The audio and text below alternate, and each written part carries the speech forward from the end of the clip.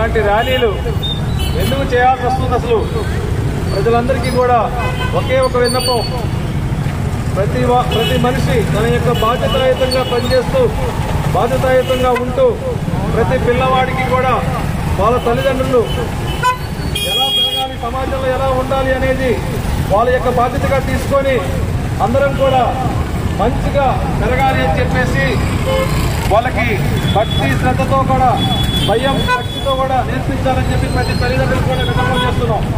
ఎందుకు అంటే వాడు చిన్నప్పటి నుంచి పెరుగుతున్న వాతావరణం బట్టి వాడికి ఏం చేస్తున్నాడని కూడా అర్థం కావట్లేదు. పెద్ద వయసు వచ్చేసరికి 17 సంవత్సరాలు 18 సంవత్సరాలు వచ్చేసరికి ప్రతి పిల్లవాడు కానీ ఎవరైనా కానీ ఏం చేస్తున్నాడో అర్థం కావట్లేదు. ఈ రోజు డాక్టర్స్ మీద దాడులు జరుగుతున్నాయి.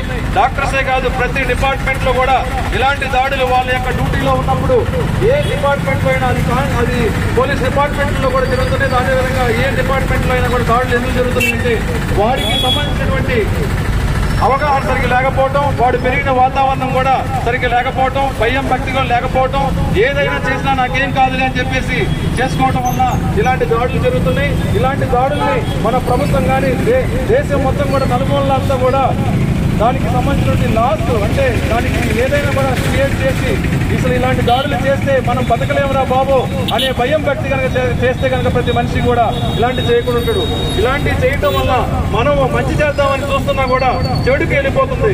ఈ రోజు డ్యూటీలో ఉన్నప్పుడు ఏదైనా చేద్దాం, మంచిగా బతికిద్దాం పేషెంట్ అనేసరికి వాడు వచ్చి ఎక్కడ మీద పడుతున్నాడని భయంతో ఆ పేషెంట్ బతికించకుండా వాడికి కూడా న్యాయం జరగకుండా వాడు అటు ఇటు తిరిగేసి ఎక్కడో చనిపోతుంది తప్ప ఇలాంటి న్యాయం అది జరగట్లేదు. ఎందుకు ఇలాంటి న్యాయం జరుగుతుంటే మంచిగా చక్కగా అందరూ